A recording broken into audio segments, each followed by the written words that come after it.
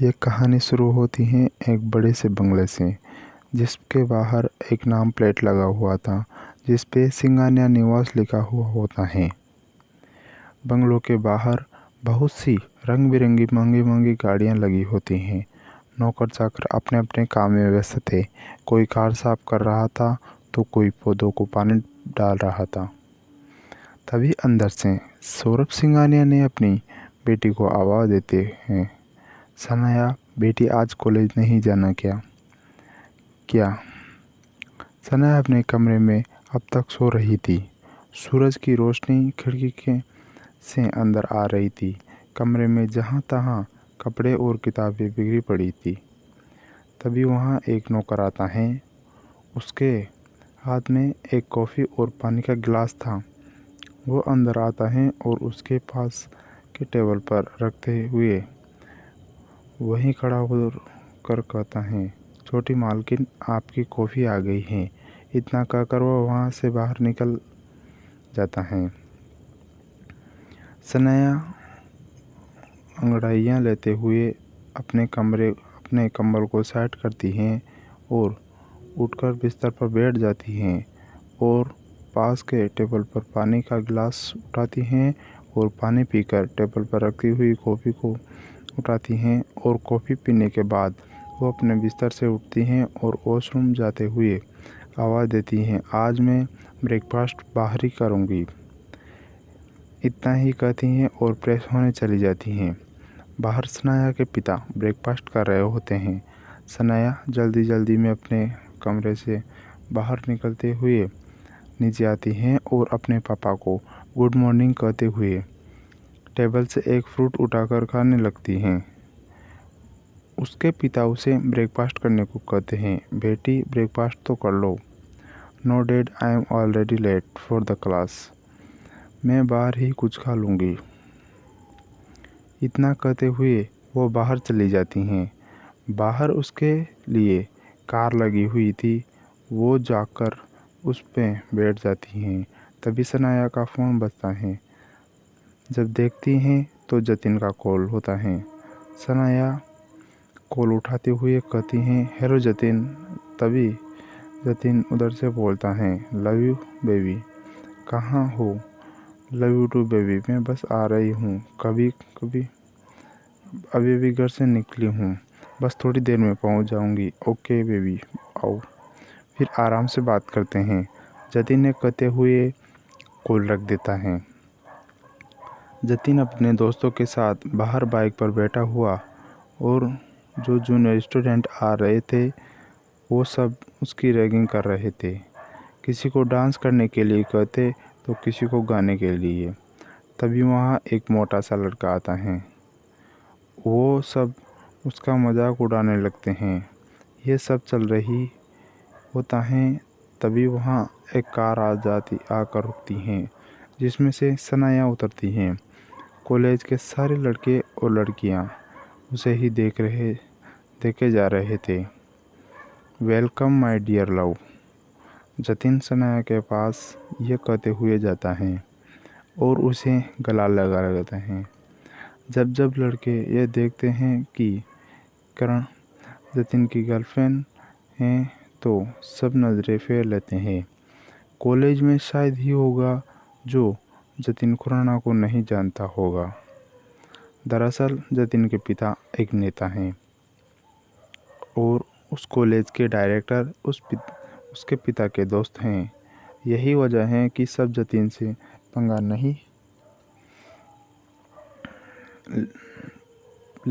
लेने से पहले 100 बार सोचते हैं। और तभी वहाँ सनाया की कुछ दोस्त आती हैं और सनाया को अपने साथ ले चलने को बोलती हैं। सनाया, चल मेरे साथ, तुझे कुछ दिखाना है। सनाया जतिन को बाय बोलकर उसके साथ चली जाती हैं। जतिन भी दूसरे की रैगिंग में लग जाता है। तभी वहाँ विक्रम आता है। जतिन के दोस्त उसे रोकते हुए कहते हैं, अरे वो देसी मुर्गे, इधर आ। विक्रम बहुत ही सिंपल कपड़े और छोटे बाल रखता था। यही वजह है कि सब उसे देसी मुर्गे कहकर चिढ़ाते रहे थे। विक्रम उसके पास जाकर खड़ा हो जाता है। तभी एक लड़का विक्रम का बैग लेकर बोलता है, चल तू नाच के दिखा। विक्रम कुछ नहीं बोलता है और चुपचाप ऊपर वहीं पर खड़ा रहता है। तभी जतिन बोलता है, नहीं यार, जब से आए हैं नाच गाना ही हो रहा है, मज़ा नहीं आ रहा है, इससे कुछ अलग करवाना पड़ेगा। जतिन विक्रम से कहते हैं, तेरे लिए एक सिंपल सा काम है। वो जो लड़की वहाँ खड़ी है ना, जा उसे आई लव यू बोल के आ। विक्रम उस लड़की की तरफ देखता है। देखो, लड़की कोई और नहीं बल्कि सनाया होती है। विक्रम चुपचाप जतिन की बात मान लेता है। पास में ही गुलाब का पौधा। विक्रम एक गुलाब तोड़ता है और सनाया की ओर जाने लगता है। सबकी निगाहें विक्रम पर थी। सबको ऐसा लग रहा था कि आज विक्रम की खैर नहीं। जतिन भी मजे लेते हुए हंस रहा था। तभी जतिन का एक दोस्त बोलता है, भाई आज तो समझो ये गया। सनाया अपने दोस्त से बातें कर रही होती हैं। तभी वहाँ सनाया आकर श्रद्धा के दोस्त से कहता है, विक्रम आकर श्रद्धा के दोस्त से कहते हैं, एक्सक्यूज़ मी, क्या मैं 2 मिनट के लिए इससे अकेले में बात कर सकता हूँ। सनाया सोचने लगी कि आखिर ये मुझसे अकेले में क्या बात करना चाहता है। सनाया अपने दोस्त के जाने के लिए कहती है। तभी विक्रम अपने पीछे से गुलाब का फूल निकालता है और सनाया को देता है। यह सब दूर खड़े होकर जतिन देख रहा था। सनाया जतिन की तरफ देखती है और हंसते हुए विक्रम के हाथों से वो गुलाब का फूल ले लेती हैं। यह सब देखकर हैरान रह जाते हैं। जतिन ये सब देखकर गुस्से से लाल हो जाता है। तभी जतिन का दोस्त बोलता है, ये क्या हो गया भाई, भाभी ने तो गुलाब का फूल ले लिया, आखिर क्या होगा जो भाभी क्या कहा होगा जो भाभी ने हंसते गुलाब का फूल ले लिया। जतिन ये सब देखकर गुस्से से आंख लाल करके ऋषि की तरफ देख रहा था। ऋषि कर्ण के पास आता है। विक्रम अपने बैग वहां से उठाकर क्लास की तरफ जाने लगता है। आखिर विक्रम ने सनाया से ऐसा क्या बोला होगा जो सनाया ने विक्रम के बार की गुलाब को एक्सेप्ट कर ली, और अब क्या होगा आगे की कहानी में ये जानने के लिए पढ़ते रहिए। सनाया फूल को जैसे ही बैग में रखने वाली होती हैं तभी जतिन वहां आ जाता है और सनाया के हाथ से फूल छीनकर अपने हाथों से उसे मिसलते हुए सनाया से पूछता है, तुम ये फूल क्यों ले? उसने आखिर ऐसा क्या कहा जो तुमने ये फूल लिया? सनाया चौंकते हुए बोलती है, क्या बात कर रहे हो, तुमने ही तो उससे बोला कि जाओ उसे फूल देकर आओ। जतिन फूल को फेंकते हुए कहता है, तो ये बात है, अब देखो कैसे उसे उसकी औकात दिखाता हूँ। मुझे होशियारी किया है ना, अब दिखाता हूँ क्या चीज़ हूँ मैं। सनाया कुछ नहीं समझ पाती कि जतिन आखिर क्या बोल रहा है। सनाया जतिन से पूछती है, क्या हुआ, तुम किसकी औकात दिखाने की बात कर रहे हो और फूल क्यों फेंक दिया? जतिन सनाया से बिन कुछ कहे ही वहाँ से चला गया। सनाया भी अपने क्लासरूम में चली जाती हैं। क्लासरूम। विक्रम और क्लास में फर्स्ट बेंच पर बैठा हुआ था। तभी क्लास में सनाया आती और विक्रम को देखती हैं, पर विक्रम पढ़ने में लगा था और सनाया पर ध्यान नहीं जाता। सनाया अपनी सीट पर जाकर बैठ जाती हैं और अपने दोस्तों से पूछती हैं, अच्छा अंजलि, ये वही लड़का है ना जो मुझे बाहर मिला था? हाँ वही है, पर तू क्यों पूछ रही है? अंजलि सनाया से पूछती है। नहीं, बस ऐसे पूछ रही थी। सनाया यह कहते हुए अपनी किताब निकालने लगती हैं। तभी जतिन वहाँ कुछ दोस्तों के साथ क्लास में आता है और इधर उधर देखने लगता है। फिर उसकी नज़रें विक्रम पर जाती हैं। जतिन विक्रम के पास जाकर विक्रम के कॉलर पकड़कर कहता है क्यों बे ज़्यादा दिमाग वाला बन रहा है। विक्रम बेंच पर बैठा हुआ बस बर्दाश्त कर रहा था। तभी जतिन का दोस्त बोलता है, अरे भाई क्या टाइम पास कर रहा है, जो करना है इसका करो और चलो वहाँ, वरना मास्टर आ जाएगा। जतिन विक्रम को एक पंच मारता है उससे फेस पर। विक्रम के मुंह से खून निकलने लगता है। जतिन विक्रम को उसके जगह से बाहर निकाल कर बहुत बुरी तरह से मारता है। विक्रम चुपचाप मार खाता रहता है। सनाया ये सब बैठे हुए देख रही थी। तभी वहाँ नारायण कुमार मास्टर आते हैं और क्लास में लड़ाई का माहौल देखकर सबको उसके अपने अपनी क्लास में जाने को कहते हैं। जतिन और उसके दोस्त क्लास से बाहर निकल जाते हैं और विक्रम के हाथ मुंह से खून निकल रहा होता है। यह देख नारायण कुमार ऋषि को फर्स्ट एड लिए देते हैं। तभी सनाया की दोस्त अंजलि कहती है, बेचारा पहला दिन था और तेरे बॉयफ्रेंड ने क्या हाल कर दिया इसका। पर सनाया उसकी बातों को नज़रअंदाज कर देती है। क्लासरूम। सनाया को विक्रम के लिए थोड़ा बुरा लगा तो डियर स्टूडेंट, यहाँ वही स्टूडेंट मौजूद हैं जिन्होंने डोनेशन की देकर एडमिशन लिया है या तो फिर स्कॉलरशिप के ज़रिए एडमिशन लिया है। पर क्या कोई बता सकता है इन दोनों में क्या फ़र्क है। पर तभी विक्रम वहाँ आता है। I am coming sir. Yes coming. Vikram जाकर अपनी सीट पर बैठ जाता है। काफ़ी देर तक कोई भी जवाब नहीं देता। नारायण कुमार कहते हैं, चलो कोई बात नहीं, मैं बताता हूँ। जो डोनेशन देकर यहाँ आते हैं दरअसल वो अपनी मर्ज़ी से नहीं बल्कि अपने माता पिता की मर्ज़ी से आते हैं। ये उनके माता पिता का सपना होता है कि उनका बेटा डॉक्टर बने और यही वजह है कि आजकल के स्टूडेंट्स का मन मेडिकल की पढ़ाई में लगता ही नहीं। पर जो स्कॉलरशिप पर यहाँ आता है उसे मेडिकल की पढ़ाई की कीमत पता होती है। कहीं रातों कहीं महीने दिन रात के एक देता है अपने सपनों के पाने के लिए। और जब वो डॉक्टर बनता है तो वो एक डॉक्टर नहीं बल्कि एक भगवान के रूप में निखरता है। उसके हाथों में लोगों की ज़िंदगी बचाने की कैपेसिटी होती है। जब कोई किसी के बीमार को ग्रसित होता है तो वो एक डॉक्टर में भगवान को देखता है, क्योंकि भगवान के बाद एक डॉक्टर ही हैं जो उसे ठीक कर सकता है। मैं ये नहीं कहता कि डोनेशन देने वाले एक अच्छे डॉक्टर नहीं बन सकते। वो हो सकते हैं किसी न किसी कारण से कंपटीशन क्वालिफाई नहीं कर पाए हो। देखो, मैं यहाँ किसी पर उंगली नहीं उठा रहा हूँ। मेरा बस इतना ही मानना है कि अगर तुम्हें मेडिकल फील्ड में आ गए हो तो बस अपना पूरा एफर्ट लगा दो, क्योंकि तुम्हारा हाथ में लोगों की ज़िंदगियाँ हैं।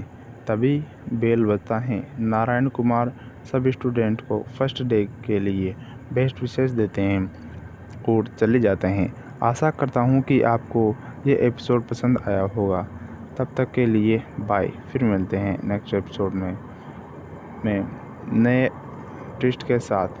क्लास और होते ही सब क्लास से निकलने लगते हैं। जैसे ही विक्रम बाहर आ रहा होता है कि जतिन और उसके दोस्त उसके क्लास में घुस जाते हैं और उसे रोकते हुए जतिन कहता है, क्यों बे, जब मैंने तुझे कहा कि जाके तू उसे प्रपोज कर तो मैं फिर मेरा नाम क्यों लिया। विक्रम कुछ बोलता उससे पहले जतिन ने फिर से एक थप्पड़ मार दिया। यह सब एक लड़का देख रहा था जो कि विक्रम का क्लासमेट था। दिखने में मोटा और सांवले उस रंग का। उसका नाम साहिल होता है। उसे देखा सूरज होता है। उसे से देखा नहीं गया और वो आकर जतिन से कहता है, अरे भाई जाने दो ना, वैसे भी आपने पहले ही इतना मारा है बेचारे को। सूरज की बात बीच में ही रोककर जतिन सूरज से कहता है, तू इसका दोस्त है क्या तू? सूरज कहता है, नहीं बस क्लासमेट हैं भाई। जतिन सूरज के तरफ हल्के हल्के कदम बढ़ाते हुए आता है और सूरज से कहता है, चल मैं तेरी बात मान लेता हूँ, इसे छोड़ देता हूँ। छोड़ दूंगा, पर अब यह कैसी लड़की को नहीं बल्कि मैडम को प्रपोज करेगा। यह विक्रम चुपचाप साइड में खड़े होकर सुन रहा था। तभी सूरज बोलता है, अरे भाई ये क्या बोल रहा हो, इससे उसको कॉलेज से निकाल भी सकते हैं। मैंने जो कह दिया वो कह दिया। अब तुम मुझे मत सिखा कि मुझे क्या करना है और क्या नहीं करना चाहिए। जतिन सूरज को डराते हुए कहता है। सूरज चुपचाप होकर वहाँ से बाहर निकल जाता है। तभी जतिन का एक दोस्त गुलाब का फूल विक्रम के हाथ में देता है और कहता है, ये ले, पर इस बार मैडम से ये मत कहना कि नारायण कुमार सर ने भेजा है। यह सुनते ही सब हंसने लगते हैं। जतिन विक्रम के पास जाता है और उसका कॉलर पकड़कर आंखों में आंखों डालकर कहता है, अगर तू मैडम को ये फूल नहीं दिया ना, तो फिर मैं तेरा वो हाल करूँगा कि दोबारा से होशियारी करना भूल जाएगा। यह कहता है और विक्रम को धक्का दे देता है और वहाँ से चला जाता है। उन सबके जाते ही वहाँ सूरज आता है और विक्रम से पूछता है, क्यों यार, इन लोगों से पंगा काहे लिए हो? यहाँ आने से पहले मैं इन सब के बारे में पता लगाया था। ये सब यह दादागिरी करते रहते हैं। अब पता नहीं ये तुम्हारे साथ क्या करने वाले हैं। यह कहता और वहाँ से चला जाता है। विक्रम की आंखों में नम हो चुकी हैं, जैसे कि कुछ सोच रहा हो। ऐसा लग रहा था कि अब वो रो देगा। सनाया कैंटीन में बैठी हुई फ़ोन चला रही थी। तभी वहाँ जतिन आता है और सनाया को पीछे से अपने बाहों में पकड़कर उसे किस करते हुए कहता है, तो आज जिस चीज़ का मुझे इंतज़ार था वो पूरा होने वाला है। सनाया चौंकते हुए पूछती है, कैसी चीज़ तुम्हें इंतज़ार था? जतिन हंसते हुए कहता है, वो तो नहीं बता सकता, वही तो सरप्राइज़ है। अच्छा, आज कॉल पर जो बोल रहे थे, राइट, सनाया बोलती हैं। करण जतिन भी सनाया के हाथ में हाथ मिलते हुए कहता है, राइट। तभी वहाँ एक लड़का खाने के लिए पिज़्ज़ा और कोल्ड ड्रिंक लाता है और वहीं टेबल पर रख देता है। सनाया पिज़्ज़ा खाते हुए जतिन से पूछती है, वैसे तुम उस लड़के को क्यों मार रहे थे? जतिन कोल्ड ड्रिंक पीते हुए कहता है, अरे कुछ नहीं, बस इन सब बातों पर ध्यान मत दिया करो। ऐसे लोगों से के साथ क्या करना है मुझे अच्छे से आता है। नहीं, मैं बस ऐसे ही पूछ रही थी क्योंकि आज तुमने उसे फूल भिजवाया था और अचानक से कल से क्लास में आकर उसे मारने लगे, तो वहीं मुझे कुछ नहीं समझ आया कि हो क्या रहा है। वैसे भी मुझे क्या पड़ना इन सब चक्रों में। सनाया यह कहते हुए उठकर वॉशरूम की तरफ जाती हैं। विक्रम कोल्ड कॉफ़ी और स्नैक्स लेकर सूरज से बातें करते हुए जा रहा था। तभी अचानक से सनाया फ़ोन चलाते हुए आ रही होती हैं और विक्रम से टकरा जाती है, जिससे कोल्ड कॉफ़ी सनाया के ऊपर गिर जाती हैं। विक्रम सॉरी में बोलता है, पर सनाया बिना सोचे समझे उसको विक्रम को एक जोरदार थप्पड़ मारती हैं और ज़ोर से चिल्लाते हुए कहती हैं, आर यू ब्लाइंड? तुम्हारी वजह से मेरी ड्रेस खराब हो गई। पता नहीं ऐसे लोगों को कॉलेज कैसे मिल जाता है। An educate follow. वहाँ खड़े सब लोगों ने दोनों को ही देख रहे थे। विक्रम भी शांत होकर उसकी बातें सुन रहा था। सनाया गुस्से में वॉशरूम में चली जाती हैं और विक्रम भी अपने दोस्त सूरज के साथ जाने लगता है। तभी सूरज विक्रम से कहता है, भाई जितना गलती तुम्हारी थी उतना ही उसकी भी थी। चुपचाप की तू है कि चुपचाप मार खा लिया, और तो वो डांटे अलग से। अच्छा, एक बात मुझे अब तक समझ नहीं आई कि उसे तुझे अनएजुकेट फॉलो क्यों कहा, और अगर तू है तो फिर मेडिकल में क्या कर रहा है? विक्रम सूरज के इस बात पर मुस्कुराने लगा। सूरज हंसते हुए कहता है, देखो मेरे एक बात में तेरा सुझाव हुआ चेहरा कैसे खिल उठा। वैसे चल, मैं अपनी तरफ से तुझे लंच करवाता हूँ। विक्रम और सूरज बातें करते कैंटीन की तरफ जाने लगते हैं और इधर सनाया गुस्से में वॉशरूम से निकलते हुए जतिन के पास जाती हैं और कुर्सी पर बैठ जाती हैं। सनाया का गुस्सा साफ साफ उसके चेहरे पर झलक रहा था। तभी जतिन सनाया से पूछता है, क्या हुआ, तुम ठीक तो हो ना? सनाया जतिन से कहती है, सही किया था तुमने उसके साथ, ऐसा लोगों के साथ ऐसा ही करना चाहिए था। जतिन कुछ नहीं समझ पाता है कि आखिर सनाया किसकी बात कर रही है। जतिन सनाया को शांत कराते हुए कहता है, सनाया पहले तुम शांत हो जाओ और फिर बताओ कि क्या हुआ। सनाया गुस्से से कहती है, वही लड़का जिसने तुम्हें आज क्लासरूम में मारा था, मेरी पूरी ड्रेस कॉफ़ी गिरा दिया। यह सुनते ही जतिन गुस्से में कुर्सी से उड़ते हुए कहता है, अब देखो मैं उसके साथ क्या करता हूँ। यह कहते ही वो बाहर जा ही रहा था तो विक्रम और सूरज उसके सामने आ जाते हैं। विक्रम का पहला दिन ही बुरा होगा शायद। विक्रम ने भी नहीं सोचा होगा, एक से बढ़कर एक मुसीबतें विक्रम के ऊपर आ जा रही थी। खैर, अब जतिन क्या करेगा विक्रम के साथ, ये जानने के लिए अगले पार्ट के लिए कमेंट करके बताएं और चैनल को सब्सक्राइब करें, नोटिफिकेशन बेल ऑन करें ताकि अगली अपडेट आपको सबसे पहले मिले। धन्यवाद।